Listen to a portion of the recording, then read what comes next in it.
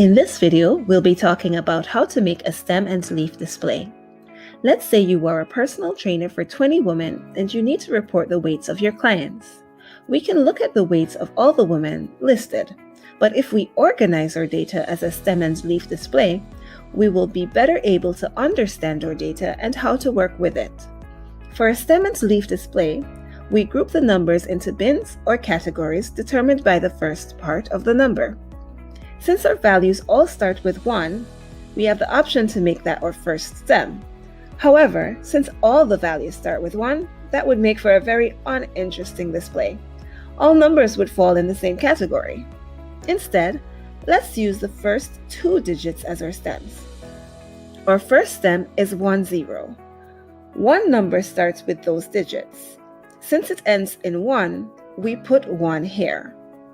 Our next stem is 11.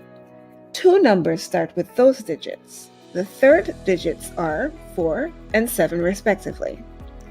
Our next stem is 12. The numbers in the leaf are 1, 4, 8, and 9. With a stem of 13, the values in our leaf are 0, 7, 9, and 9. With a stem of 14, the values in our leaf are 2, 4, 8, 9, and 9. With a stem of 15, the values in our leaf are 3 and 7. The stem of 16 has 1 leaf, 3. And the stem of 17 has 1 leaf, 5.